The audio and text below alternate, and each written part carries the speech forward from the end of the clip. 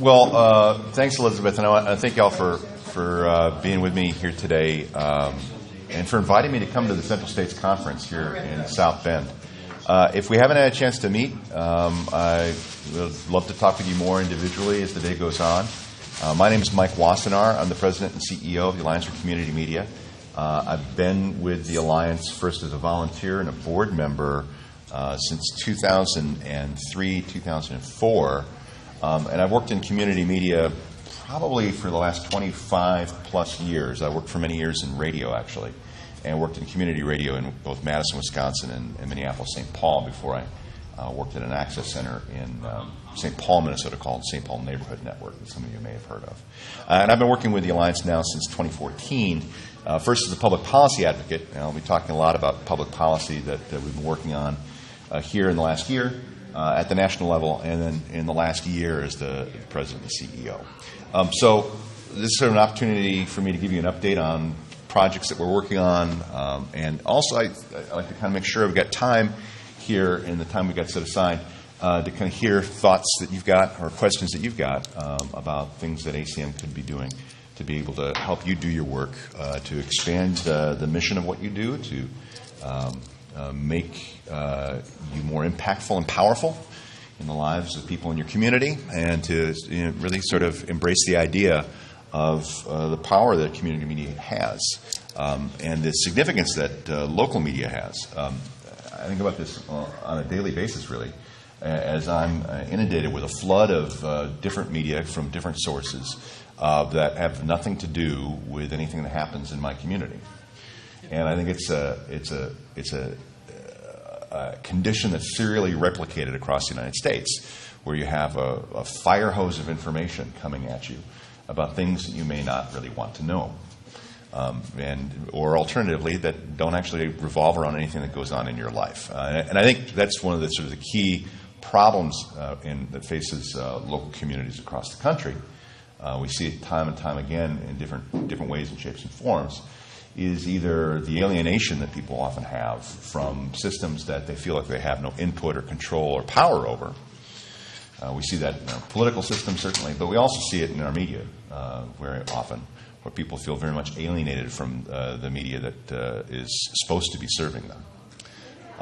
And we can actually play a very powerful role in changing that across our communities. That's what I see as part of the mission of what we do every day, working in public education with government access media, as well as working in community-based media projects that go beyond the PEG model.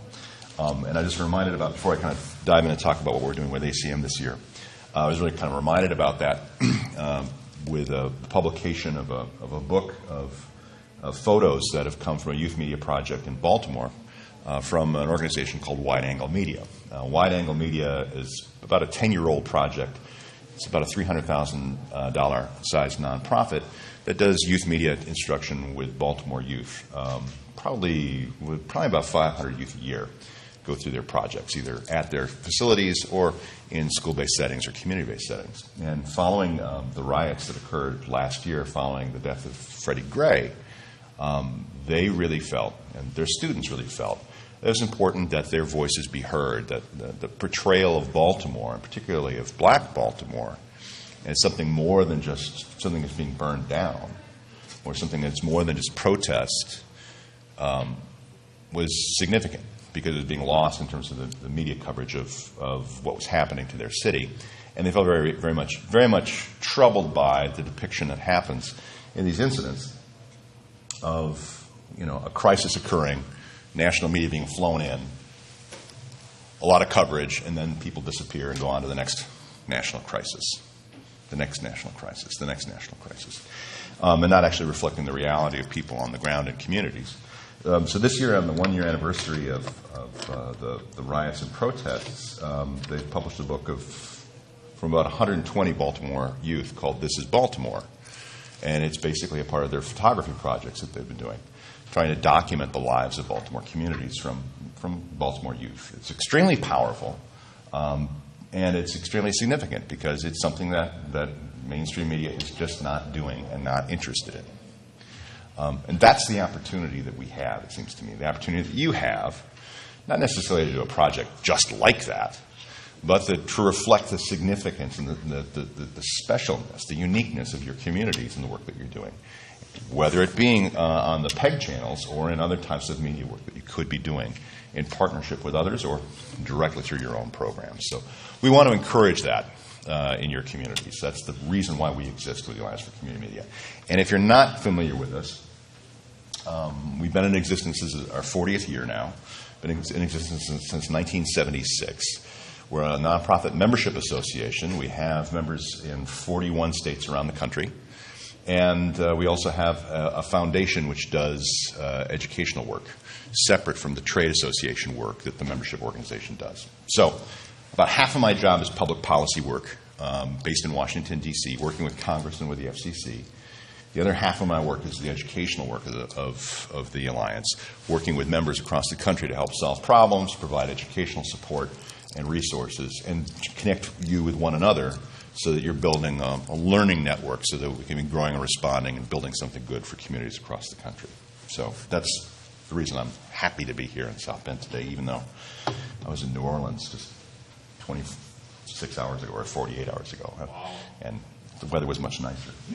So, and then this is the website. I'll give you some contact links here. So let me do three things today. I'll talk about the public policy work that we're concentrating on right now in Washington, D.C. Give you some updates on that. I'll talk about some of the educational work that we're doing with ACM, and then talk about some possible future projects, but then I want to kind of open it up for questions and thoughts and ideas from you. So I'm going to try to go, say, 40 minutes in my portion and just kind of open it up for discussion as we're going along. So about half of my work is public policy within ACM, working primarily with the FCC and then with Congress, and then in some support roles with state work, state campaigns that are happening around the country. So let me concentrate a little bit on the FCC. We concentrated this last year on a number of different projects. One was on mergers that affect localism in media. And we actually opposed and worked in coalition with other public interest groups to oppose a number of mergers. We opposed the Comcast-Time Warner merger, which also involved Charter. And then we opposed the Charter-Time Warner Bright House Network merger. We worked with a coalition of public interest groups basically to express the concern we had about localism not being served. As this conglomerate got larger, it got farther away from local communities. There was less customer service support, more pressure specifically on paying back their debt rather than necessarily investing in their technical plants and in customer service. And I think if I was to lay odds on this right now, I'd say the chances of the merger going through right now are probably about 95%. There's probably a 5% chance that California will oppose conditions that Charter will not find acceptable, particularly not related to any of the issues on the television side of the package, primarily in terms of conditions on the broadband side of the package, because of the concern of the concentration of the industry controlling the things that you see, primarily through internet video provision. So watch this space. My guess is that there will be an announcement coming out of California probably within the next month, and that will affect something here. There are a host of different charter communities in this region. My general sense is that not much will change with charter, specifically in your region. But for those Time Warner communities, and there are Time Warner communities here, right? In Ohio particularly, there are Time Warner communities. You may well find changes occurring. And specifically, they may well revolve around things like increased reluctance to provide free services or donated services, primarily based upon Charter's interpretation of a number of FCC orders. That's been the experience, at least that Charter has had in California, where basically free services means suddenly you have to pay for the free services, or they'll find creative ways to be able to ask you to give back money or they take back money. So you may find that Charter will want to probably invest in local networks probably a little bit more than Time Warner has, because Time Warner has not been probably investing in their physical plant as much as they should have been the last couple of years as they've been trying to auction themselves off. But I think Charter sometimes can be a harder negotiator than Time Warner can be. But again, your local mileage may vary on this one. There are communities that have very strong relationships with charter government relations. And I think a lot depends really on what charter's interpretation of their relationship is. If they think it's in their interest to have a strong relationship with local government, my guess will be that the government relations people will make things happen for you. If they're not interested in it, they're impossible to work with. So I think it's going to really vary on sort of a case-by-case basis. So I would say, particularly if you're in a Time Warner community, watch as the relationships change. Try to build relationships with those charter government service representatives, charter government representatives. We also oppose the AT&T DirecTV merger. This actually affects communities which had UVerse. And I think there are communities in this region that have had UVerse. We opposed it on a host of different reasons, in which we partnered with Common Cause nationally to oppose it because of the effect that it had on reducing local support for PEG programming. And even though UVerse operated in state franchise states and had not been really very kind, its PEG solution had not been kind toward local communities, they actually still were paying franchise fees that went back into public educational and government programming around the country in their communities. As a result of the merger, what's happened is AT&T is not really going to be supporting the UVerse system on the television side. They'll be using it as a way to provide broadband, and then their television solution will be DirecTV, either provided through a dish or over a phone, or through an over OTT application, which will have no local component. And we were kind of a lonely voice in this. I think it was because this came in the heels of the Comcast merger discussions. AT&T kind of did some drafting. If you're a NASCAR fan, they kind of drafted in behind Comcast. There was a lot of opposition and headwind that Comcast faced. A lot of people hated Comcast, even though AT&T was bigger. And I could never quite understand that as I talked to my colleagues within the public interest community in Washington, D.C. They just simply hate Comcast. And then AT&T, they're like, shrug. And it's like, well, they're bigger. And they actually don't like local communities even more. But they don't get it. So the FCC did not accept a number of our arguments. They actually said because of the petition that we have filed against the UVerse product itself was still open, they wouldn't address the concerns that we raised. But they did agree with our analysis of the economics of the situation. And as a result of that analysis, the UVerse product will not be decommissioned, at least for the next 5 years. Our fear was they would just simply pull the plug on the damn thing. They're not going to be supporting it. They're still going to be selling it. But they're not going to be promoting it. Right? I mean, but we looked at the deal and we said, listen, this is the way basically they'll be undercutting communities, getting rid of franchise fees, and basically finding a way to have less and less local programming. So at least we got them to continue selling the product in those communities where UVerse exists, and those communities will still be getting some type of franchise fee support and local PEG support in the support of a PEG fee, if a PEG fee exists in that state.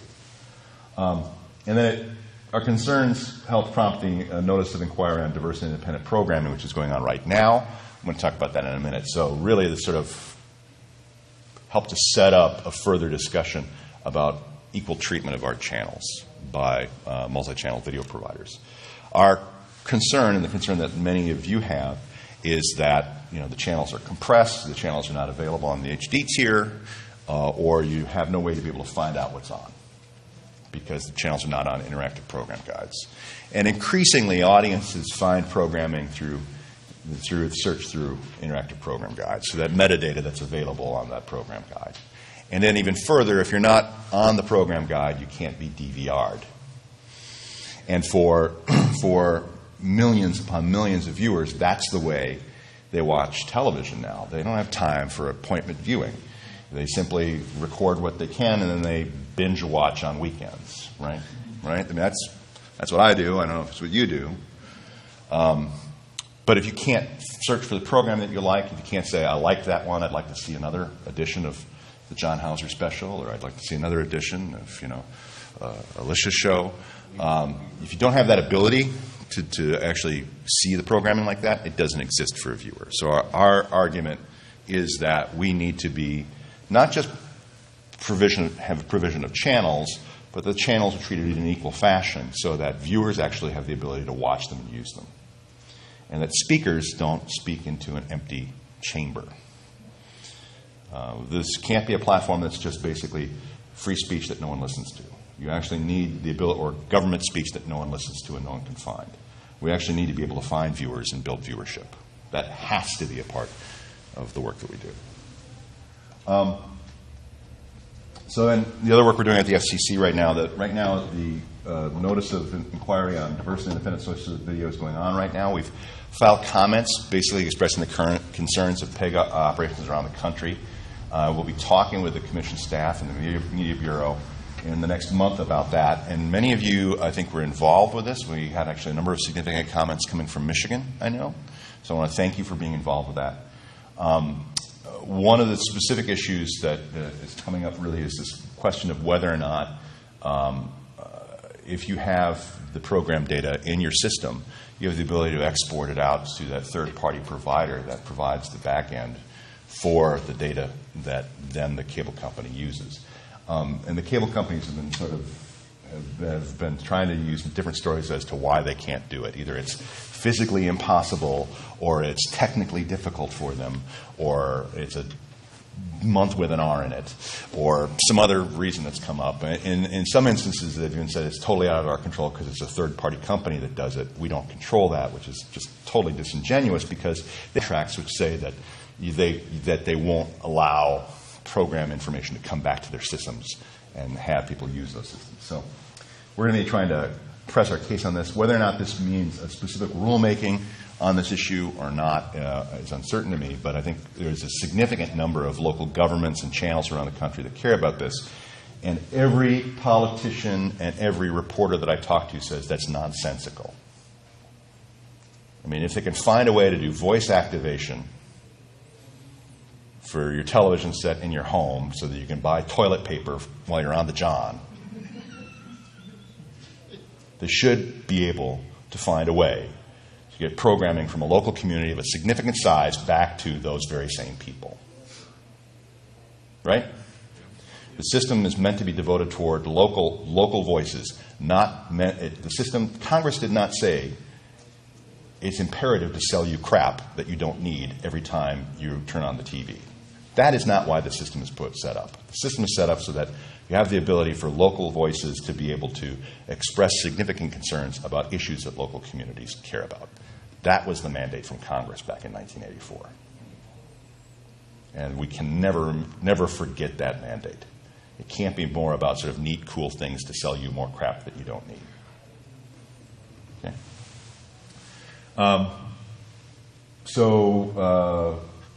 We're going to be coordinating those comments, filed comments, and we're conducting ex partes with the FCC in the coming weeks on that issue. And thank you if you were involved with that. I really appreciate it. It helps to build the richness of the case about what is happening in our industry around the country. We've also been working on closed captioning. This is an area that is deeply significant to millions of people in America, but our industry really has not have been actively involved with because we have never been subject to federal mandates that expressly say that we have to be providing captioning. In the course of last year, we partnered with NATOA. We approached the FCC and we said, listen, it's important for local communities, educational organizations, local government, nonprofits, religious groups, politicians, other people using PEG channels to be thinking about ways in which to be able to reach more Americans. We know that there is something like 30 million Americans that depend upon captioning across the country. It's like one-tenth of the American population depends upon captioning in one shape or another. And yet, because we've not had mandates to invest in systems, we don't have the money, and capacity to be able to do captioning. Captioning is, I think, a rare thing in our industry, with the exception of larger local government operations that have either a Justice Department mandate or alternatively an FCC mandate to provide that captioning. So we wanted to educate the FCC about the status of our industry and our interest in reaching more Americans with our programming. We also wanted to build relationships with disability advocates who care very deeply about PEG programming, and they care very deeply about the fact that they can't use it. And to my mind, I believe it's strategically important that we need to be on the side of all Americans having access to information. That's got to be our goal. We can't be on the side of we get our check and we don't do anything. That's not our mission. Our mission is making sure that all Americans have access to information that's useful for them in local situations. So we held this workshop. The FCC was overwhelmed by the interest across the country in this workshop. They had more people attending this workshop than they had attending the 25th anniversary of the American Disability Act workshop that they had earlier in the month. They had something like 400 attendees online asking questions about captioning, because there's a lot of confusion in our industry about what actually are the mandates that affect our industry, and what are the ways that you can help solve problems for people on using best practices in captioning, but then also doing it cost effectively. So we're going to actually be trying to push forward some more solutions to be able to help our members and others across the country to be able to do more captioning if they can. So we built understanding with the FCC staff about the realities involved in the situation. I think a lot of cases, I'll talk in a moment about a specific case where they had no idea what they were doing. And then it's led to action in the second report and order on captioning, which was issued in February. So that second report and order was issued in February 26th at the same time of two other FCC orders, and it really kind of was under the table. Most people didn't understand it was happening. The primary comments about this happened in 2013 and 2014 before I came to ACM. So I was not even sure what they were looking at. But they were looking at specifically to whom captioning responsibility should be assigned in multi-channel video systems and how sort of reporting requirements work. Long and the short of it is most public educational and government channels across the country are statutorily exempt from captioning requirements because they don't receive $3 million in revenue per channel per year. That's what the statute says from 1998. So my guess would be is that you're exempt from having to do captioning. I would strongly encourage you to find ways to do captioning and other types of assisted video programming to be able to reach more people in your community, especially if you have significant populations within the deaf and hard of hearing communities.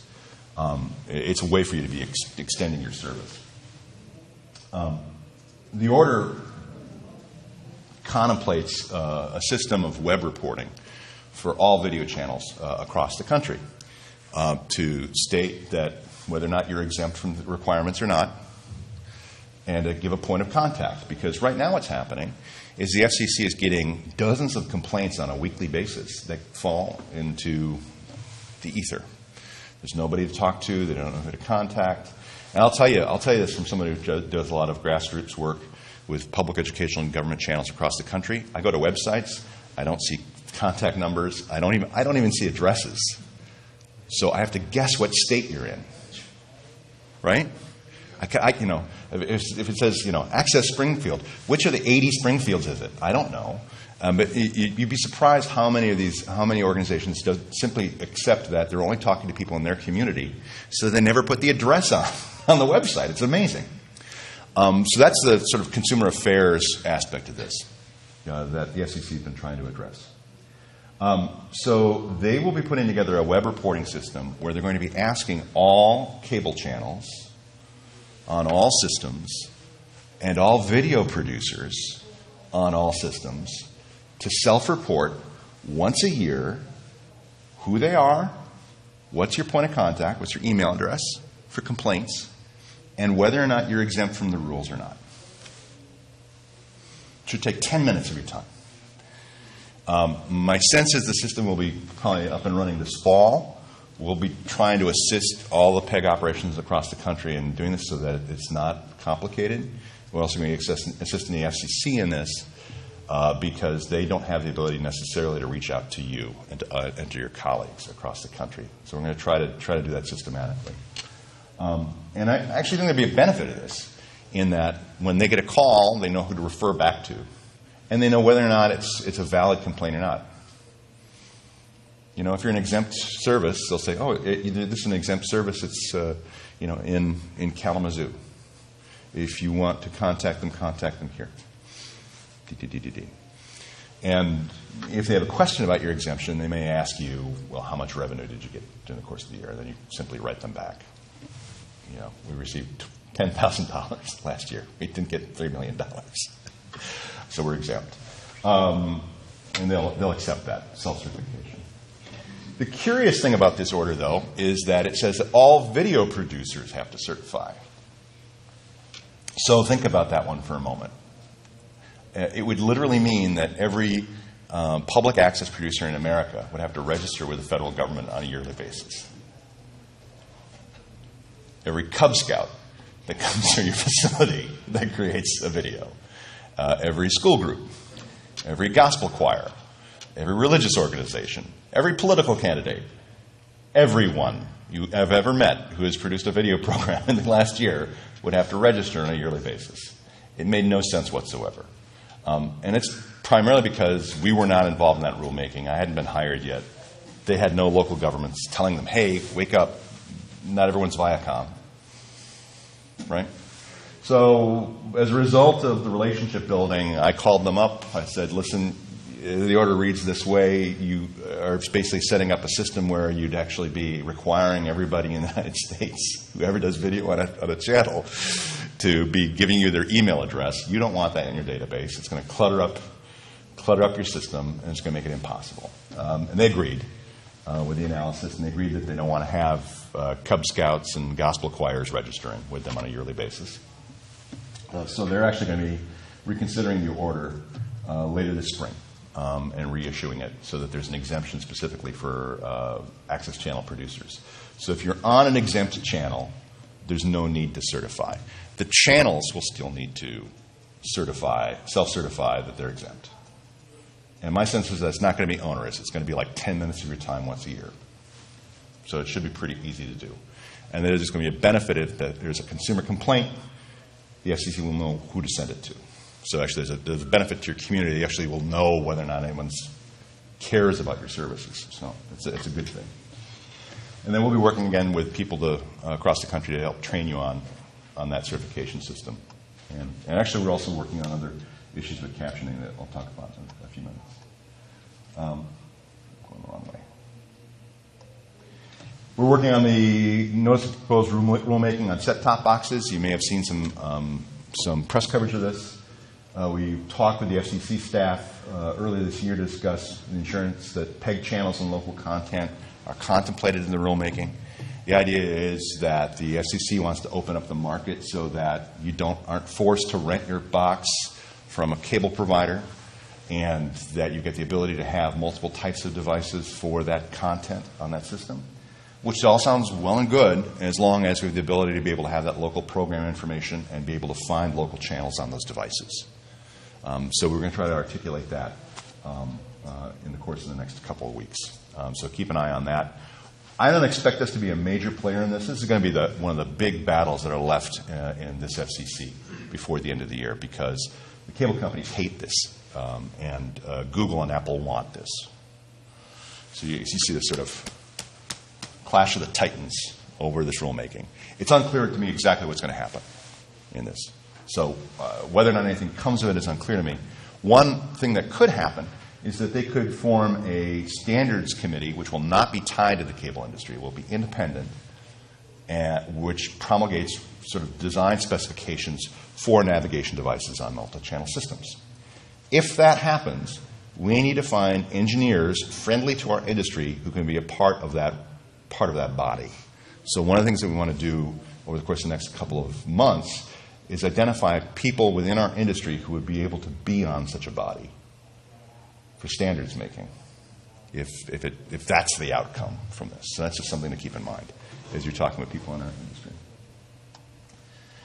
So that's the public policy work that we're seeing right now. We do education work at ACM. We support regional and national training for PEG channels around the country.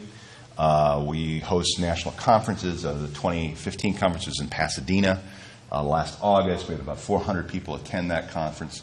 We're going to be in Boston this August, on August 18th through the 20th. Probably have about 600 people attending that conference. Registration will begin next month. If you're interested in attending the conference, I would encourage you to think about it and plan for it. It will be a great event.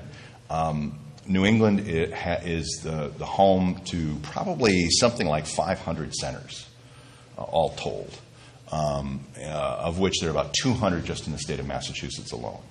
So there's a broad variety of public access, educational and government access practitioners within New England. So it's kind of a hotbed of activity of all sorts. You see a lot of people interested in educational work, youth work, work within audio and LPFM, for example. There are a lot of LPFM licenses that have popped up there to coincide with like the work that Fort Wayne has done here in Indiana. So we'll have a lot of very interesting work that's happening on not just the national policy, but sort of educational development that's happening in the field. And if you can't afford to travel on your own, scholarships are available for travel. My sense is most of the regions of ACM will be supporting some type of scholarship. We have a scholarship competition as well where we provide a free registration for the conference, and we provide up to $500 in travel assistance. So if you want to, if you're interested in attending and applying for a scholarship, I'd encourage you to do so. They're actually available right now on the Alliance website. But it's a great way to actually meet other people in your field and build connections. And then, as well, the member discounts that occur for registration, which just opens up next month. And that's the link for the conference itself. And if you can't make it to Boston in 2016, my sense is we're going to be in Minneapolis in 2017 in July. A little less of a drive. But I don't think about 2017. Think about 2016. So we support regional conferences. That's the reason I'm here. I'll be actually going to a regional conference in Madison after I talk here today. We do other types of conference presentations with our partners around the country on the importance of localism. Just so you know, we do monthly webinars on PEG issues. Actually, there's a webinar taking place this afternoon at 3:30 on LPFM and building radio stations within PEG. We typically hold them on Wednesday afternoons. If you want to find out more, my best two suggestions would be, one, go to our website and get updates, or become a member, and you'll get updates in the weekly newsletter that we send you. We do monthly policy briefings on a monthly conference call, and we issue policy papers on significant policies that affect PEG across the country. We've developed this last year a mentor network, which is really meant to build person-to-person training and expertise development. So if you're new to the industry, if you're new to creating PEG or trying to do a startup, the idea of trying to do it all on your own can be intimidating. We want to be able to find ways to really create sort of a buddy system of mentors across the country that are helping with informal learning. So that's available. Actually, and there are applications that are available through our website. And then this next year, we're going to start doing one-day convenings to develop and strengthen PEG regionally. So it's really meant to be supplementing the work that, say, the regional conferences are doing. There will be one-day gatherings that are going to be really on sort of future development issues that I need to be hearing about. So really, it's really meant to be a listening session about not me telling you what's going on, but you telling me what you need. We'll probably be partnering with other groups, significant work on issues that are important to our centers. So we'll be in Minneapolis, St. Paul for a day in July, where basically during the day I'll be doing a convening, asking people about significant issues that they're facing, and then we're going to bring in Colin Rhinesmith, who's a researcher at the University of Oklahoma, and pretty soon he's going to be over at University of Maryland, actually. He's doing a lot of work on broadband and digital equity and digital inclusion to make sure that everyone can be a part of a broadband economy, What are the things that organizations do at a community level to teach broadband skills, to make sure that everybody in the community can participate in broadband? And we think that there's actually a lot of commonality between that work and that digital equity work and the communications equity work that we do at our centers every day. So we're going to be bringing him in to be actually talking a little bit with our centers about building logic models for outcomes that we can actually be promoting at the local level to be actually getting more foundation assistance for PEG centers across the country. So that's one of the sort of projects I'm looking at. We'll be doing some others in the fall. If you've got communities where it's easy for 10 or more organizations to get to, like, 1 or 2 hour drive, I'd love to know about it so I can come visit. So there's got to be places in central states, for example, where it'd be easy enough for people to come for a day. Or if you've got a retreat happening, I'm happy to attend and talk. But this is really more about me listening than me kind of spitting stuff out at you, right? So expect to see more of those in the fall. We'll probably do some more stuff on the West Coast. We'll also probably do one in one on the Eastern Seaboard because there's an interest in trying to develop Eastern Seaboard centers as well. And this is the last great unknown. Those are all things that we're doing. These are things that I'd like for us to be looking at in the coming year. I'm beginning conversations with our board of directors and with volunteers and with partners around the country. And it's really the project work of the Alliance. So it's not the education work. It's not the public policy work. It's sort of projects to build tools and supporting services to strengthen the work that you do on the ground in communities. So we're looking at building curriculum that organizations could be using for their instruction purposes. We actually think that there'd be probably an easy way for us to be able to build common curricula that you could be using to improve your training, proven training methods to be able to approach working with different groups that have different pedagogical needs. Kids have different needs than elders, for example, if you're doing instruction. So I think there's a lot of desire that I'm hearing across the country for building curricula to make it easy to be able to do that type of training work in community, and really to sort of deepen and help you do your job. Technical guides to help talk you through ways to be able to implement different technical solutions. As I said, evaluation and logic models, so you can be building more donor support. That's one of the things that we're going to be working on in the coming year. I think it's really important for us to be to be really brutal, I think. Very often we talk about the number of programs that we put out on our channels, or we talk about the number of megapixels in our cameras, and we don't talk about the number of lives that we affect. And we need to turn that upside down. We need to be talking about outcomes, not outputs, because people care about outcomes. Outputs are amazing, actually. They can be extremely impressive, but very often it's hard to make people care about raw numbers. Right? So we're going to be trying to be developing that to be able to help people tell their story better, if you will. Specifically, as they're working with foundations, community foundations, private foundations. But maybe they're also looking at ways to build relationships with other donors or partners to talk about the impact that you've got, the reason why. And then, I think there's been this general interest in shared services that I've heard about in the Alliance for the last 10 years. I think we want to try to look at that a little bit. That could be such things as like insurance brokering for organizations that need quotes on insurance. It could be legal resources, human resource support, so that people can make better decisions in terms of human resource packages or personnel questions that they have, because we all have got questions about how to work and make our organizations more healthy. And maybe even a common contractor pool. That's sort of a concept that's been put out forward. But I'd be really curious about other ideas for things that could be supporting and helping you out as you're doing your work. So that said, that's kind of a thumbnail of like my life. That's me. That's my email address. This is my cell phone. which is also kind of known as a leash. So, you know, I don't hide.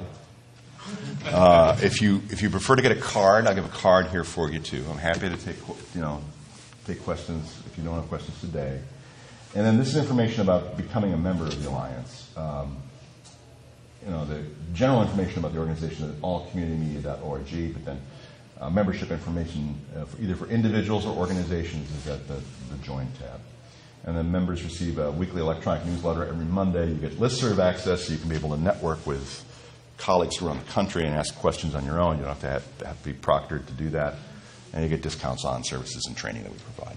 So that's kind of what we have in a nutshell in 40 minutes. 40 minutes. So we've got plenty of time here to talk. Or if you've got questions about anything that I've given you, I'd love to just kind of open it up. Oh, so go ahead. And please remind me your name, too. So Ian Locke. Ian. Yep. Question about your webinars. Do you have those as, like, I want to see the LPFM as a topic that we're digging in the center, but we can't do today. Do you guys have those? Well, yeah, we record those, and we can make those available for you. Okay. Yeah, and then you should have. I'm trying to remember if the recordings may not have the PDFs that go along with that, so we can send you the PDFs as well. Yeah. Okay. Go ahead. And give me your name again. Mike? Yeah. My name is Bob Gross. Bob. And I was involved in education at all levels for like 40 years, including developing standards. Recently, I've noticed, I think it was in 2014, that media arts were now grouped in with the fine arts for educational standards. And that there was an alliance that put together media arts standards that were released, I believe, last year. Did your organization have anything to do with that or input in it? No. You mean the federal standards or you mean state standards? These were basically federal standards that were put out there for any of the alliances that were putting together state standards. Yeah. No, we were not involved with that. I think we've got conversations with groups like National Association for Media Literacy Education. And it's curious, you talk about fine arts standards. There's a separate train that puts media education within STEAM curricula, right? So that it's science, technology, engineering, math, and arts. Right. So, I should be talking more about that in Boston in terms of curricular development. I think, my own experience with this really has been when I was in Minnesota working with the Minnesota State Standards on Media Arts. And they had actually promulgated like a series of standards that, had described ways that competencies that students would have as they matriculate through the system. But I haven't seen anything quite articulated like that at the national level. So if you've got a link to that or more information about it, I'd love to find out more. But I was working with Cornell University in 1997, where they were actually using media literacy to meet their language arts standards. Well, and the thing is curious. I think there's probably a common ground that can be made between media literacy education and media technology instruction. You'll see this often in youth media programs, where they've married the two. Where they're talking, where instructors are typically talking with students between the ages of, say, 14 and 22 about significant issues in their lives and the ways in which media does or does not, address those issues or frames issues in certain ways. So that media literacy education work that you see in certain types of curricula gets then fed back into media instruction work as you're creating media and creating the media significant in people's lives. So that's, I think, a place where those two worlds really can be married. And married very, very elegantly.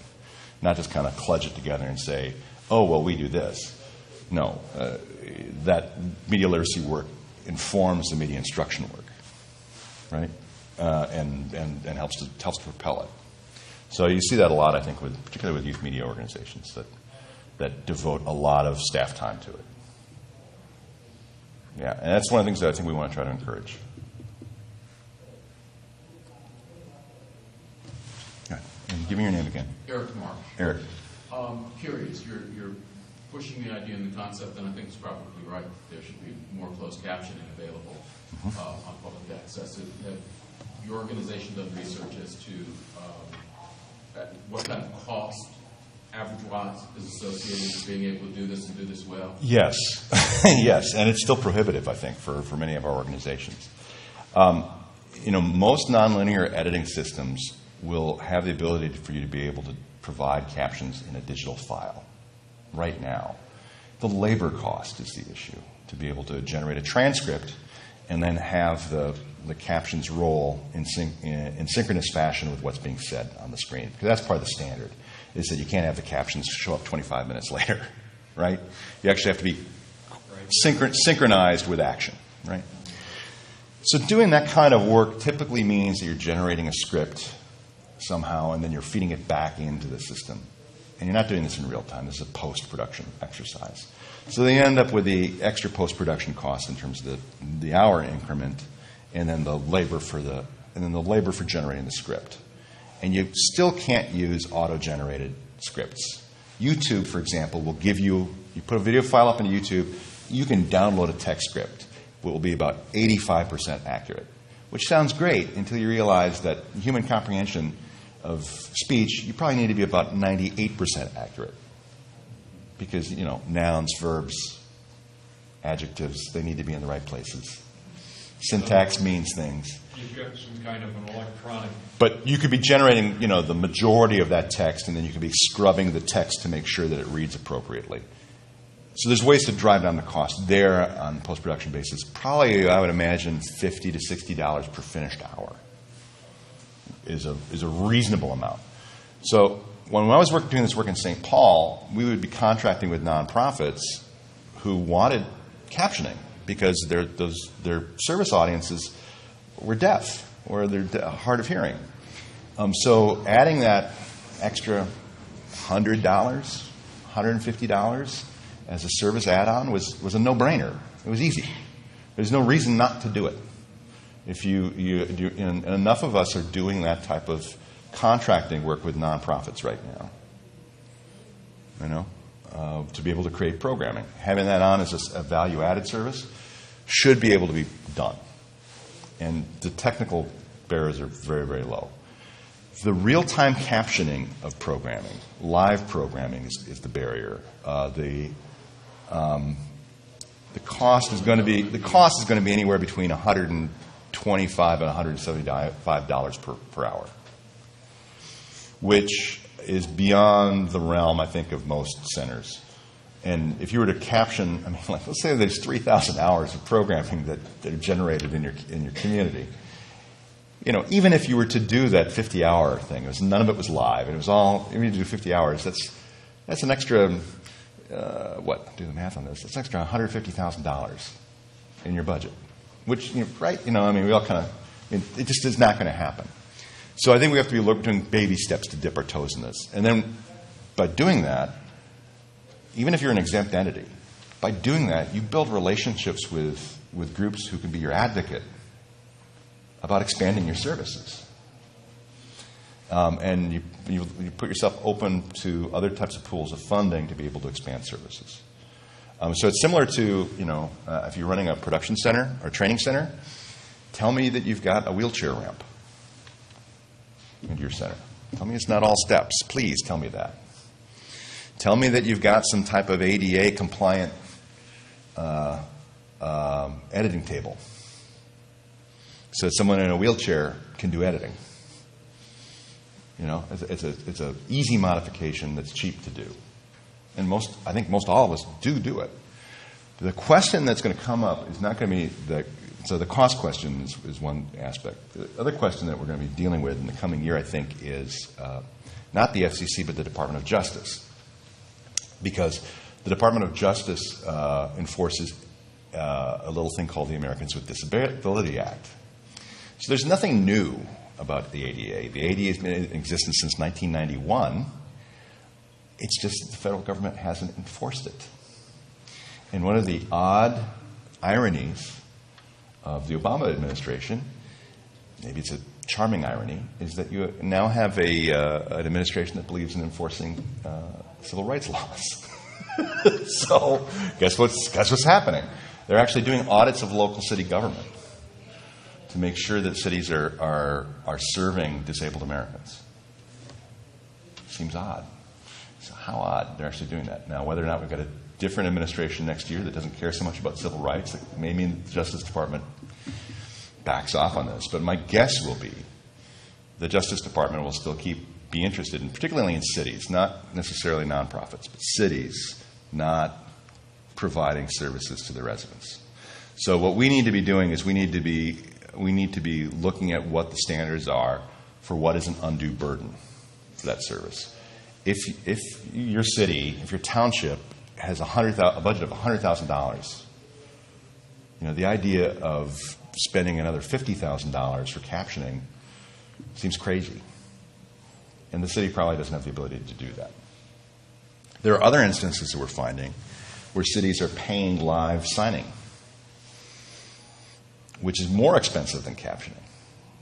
But they've been budgeting for live signing because there's been a desire for live signing. So actually there might be some instances where captioning is cheaper than paying for a live sign of a broadcast and then doing an insert of the sign on the television screen. And then you get the added benefit of having search engine capability, because the captions actually help you find the video online. So this is sort of this additional benefit of people being able to find your content. We just have to get to that place where it's cheap enough that it's a thing that you expect in your services. It's like color television. There were people who were advocating against universal color television in America. Why on earth would they do that? Because it was so expensive. And because Americans have to buy new television sets. Well, we don't want to have them buying new television sets. So actually there were advocates who, made their careers at the FCC advocating against color television because it would bankrupt America. I think it's a similar thing. And maybe it's an absurd example, but as my rock and roll hearing is going, I'm leaning in to hear people more and more. I turn captions on all the time when I'm watching TV. Especially I'm watching this Game of Thrones and I can't understand what the hell's going on. I have to turn it on. I just think it's going to be something that people expect more and more. And right now it's 1/10 of all Americans, which is not a small group of people. That's more people than voted in the Democratic primaries. That's a lot of people. So we need to find a way to extend this out. I think it's just really, really hard right now on the live environment. But if you can find a way to do it cheaply in the post-production environment, I'd say do it, because it's a way for you to be able to offer up an olive branch, offer up a hand to build a friendship, a partnership with communities that you're serving. You potentially open up a can of worms by doing some things and not others. Yeah. But as an exempt entity, you're not required to do it at all.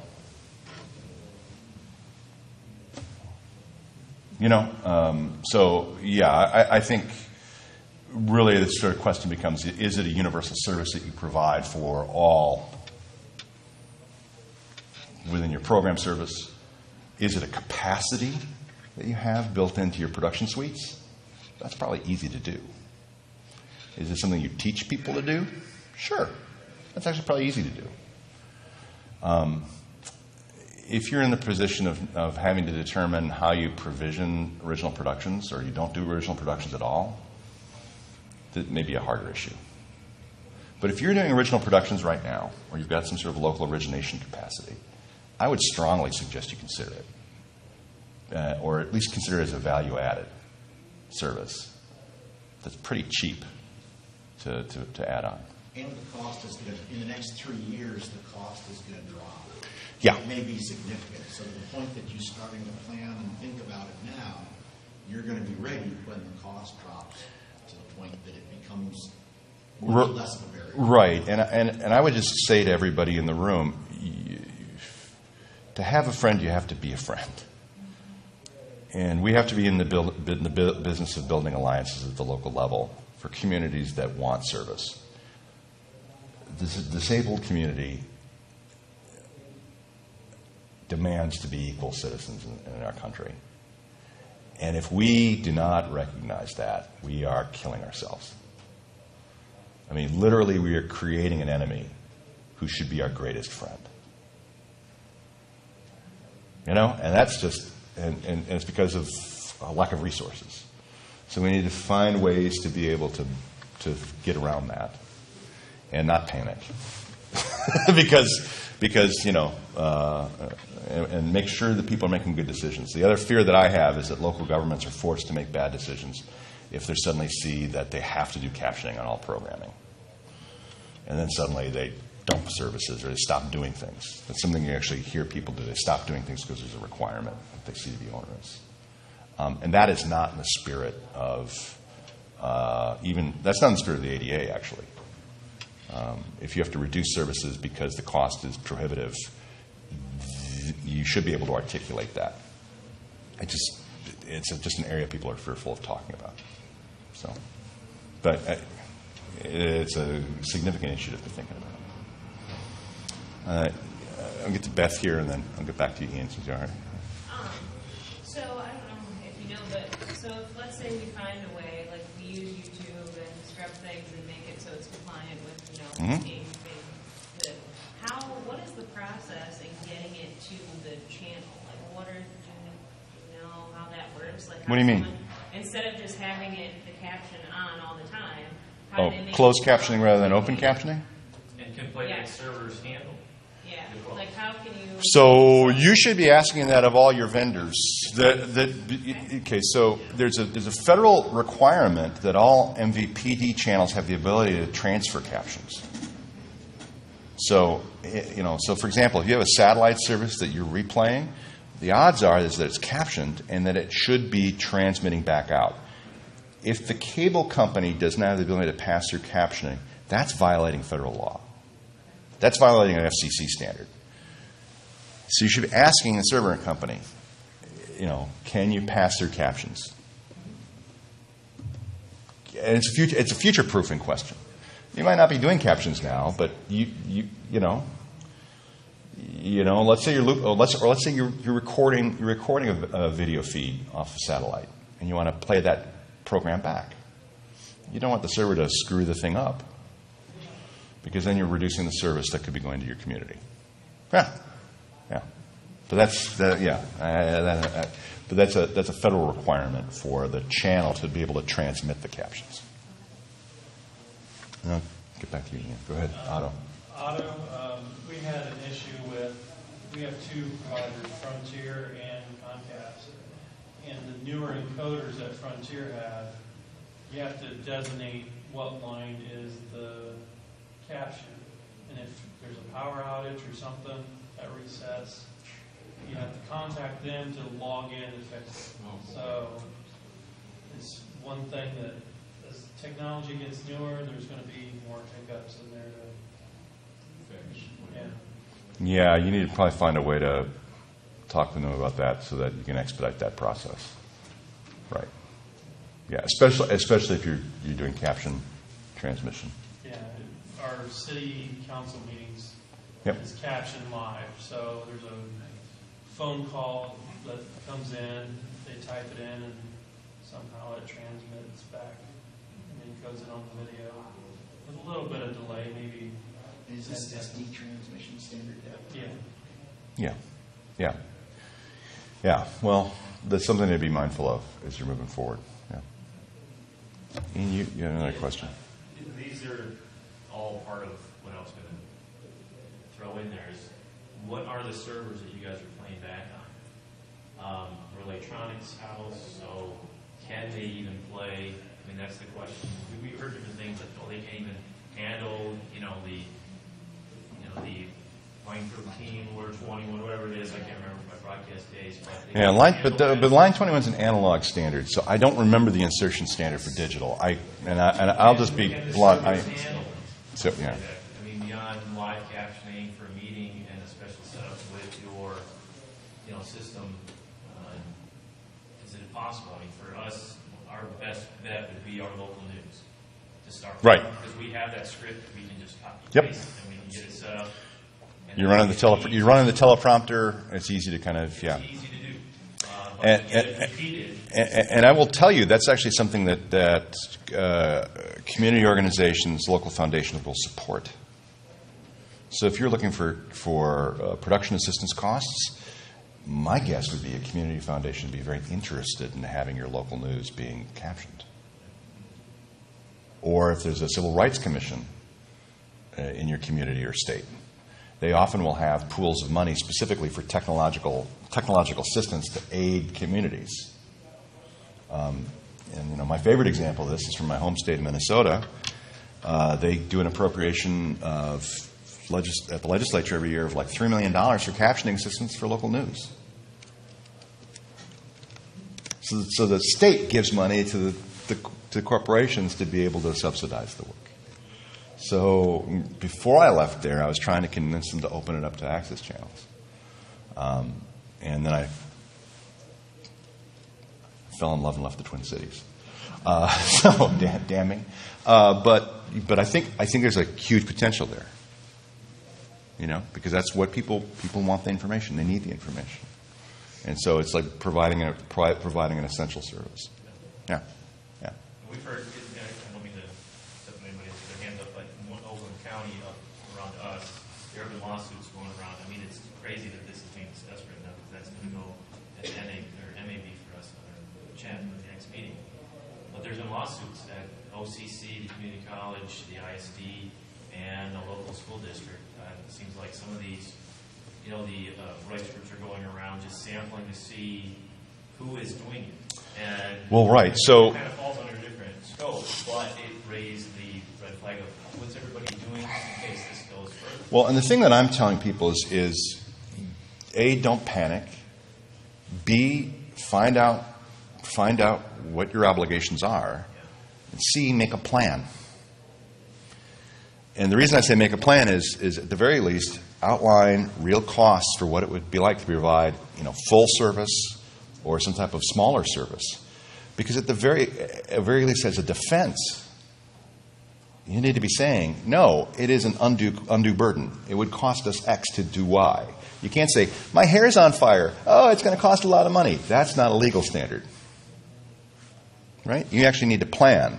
So doing the research about that possibility is important so that you have that to be able to have a coherent conversation with civil rights groups. I mean, because that's the level of discussion you need to have. You need to say something along the lines of, we'd love to be with you. It will cost us this. Here's what we looked into. Can you help us? Right? How do we get there? That's got to be the level of discussion. The thing you raised with, and I'll get to you in just a quick second. The other issue is that school districts have a separate obligation under the Rehabilitation Act, so that if they receive any federal money, they have an obligation to caption, probably. So my guess is that e-channels run by school districts that get federal money have to do this. Yep. And since they pulled all programming off VOD, Yeah. like their own VOD threw it on YouTube, because that was the only. Well, that's right. That's right, because it's probably not, their VOD is probably not compliant with the CVAA, which was passed a couple of years ago, which basically says that if you're producing programming online, it has to be captionable. Yeah. So, that's the reason why, and that's the reason why YouTube's investing in this technology, frankly, is that it becomes an extremely useful tool. And they're ahead of the game, I think, with the other VOD products on this stuff. Go ahead.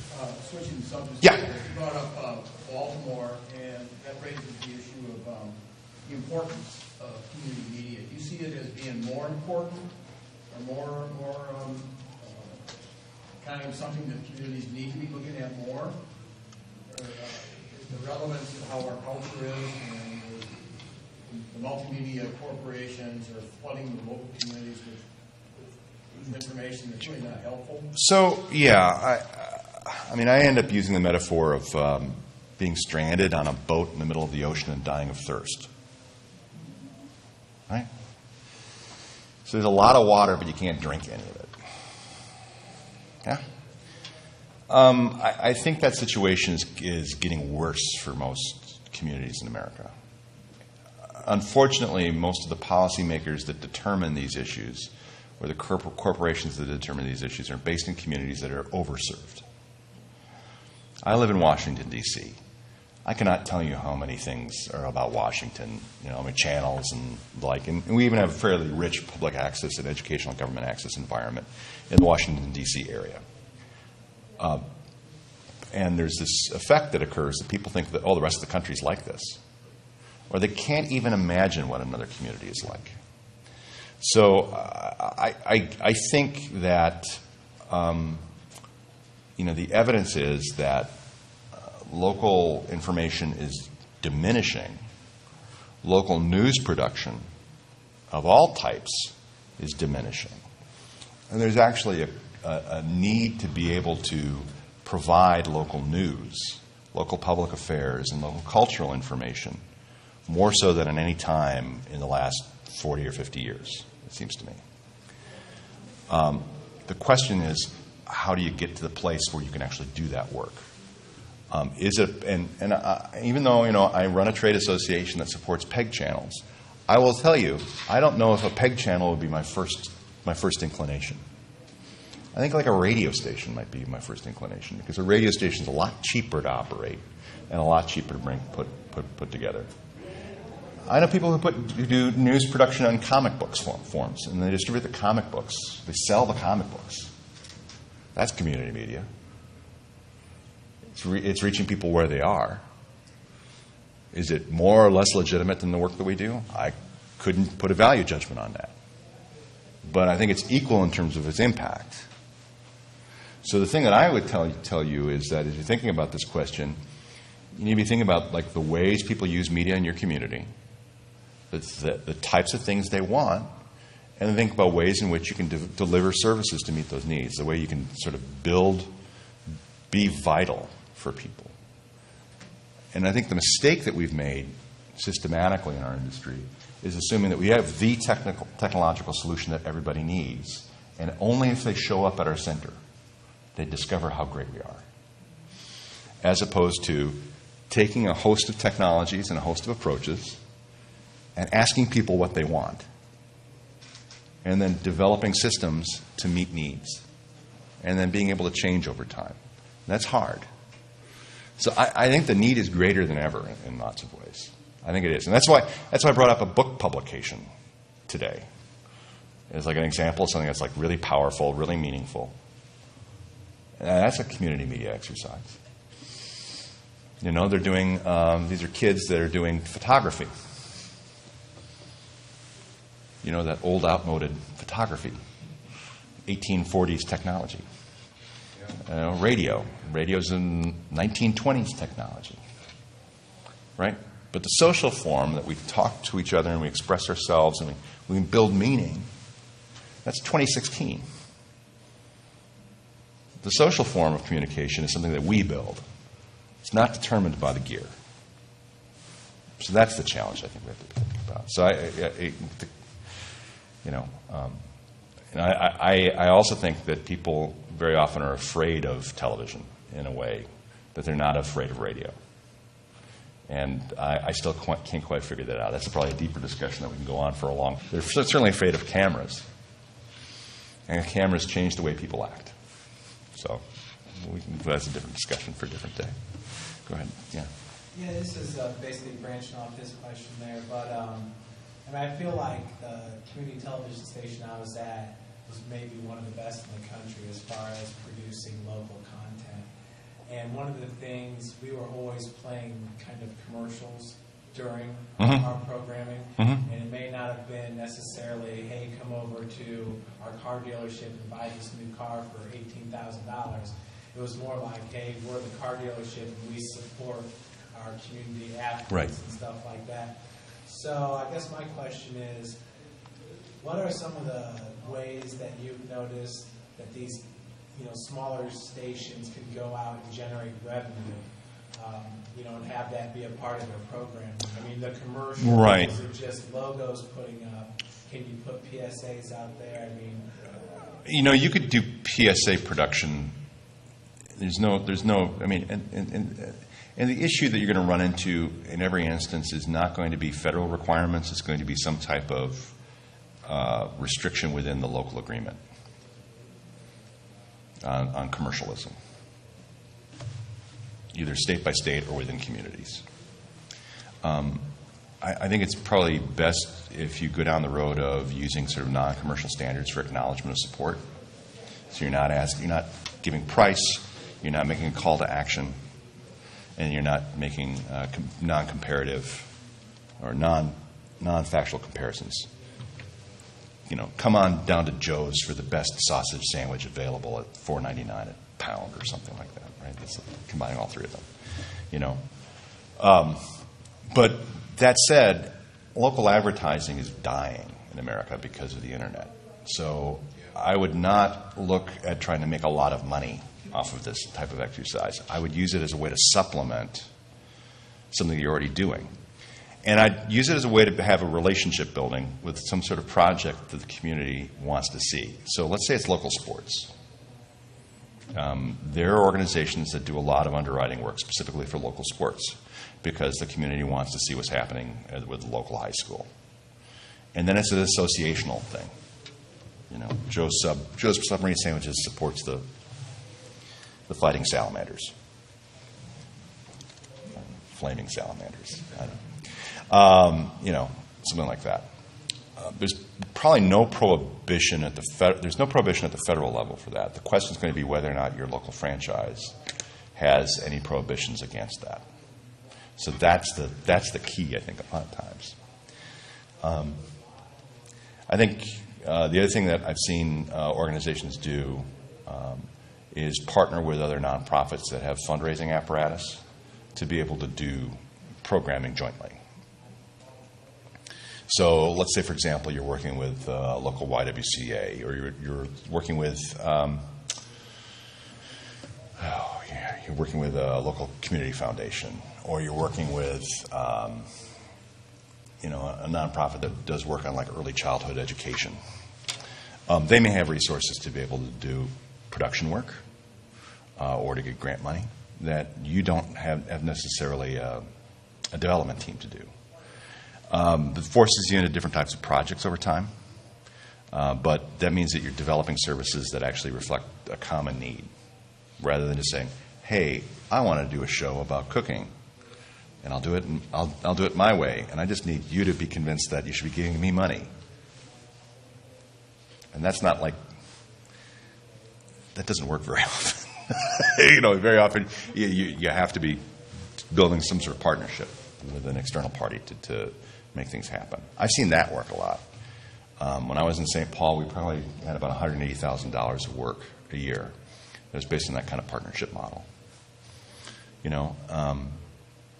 And that was significant for the community. So, yeah.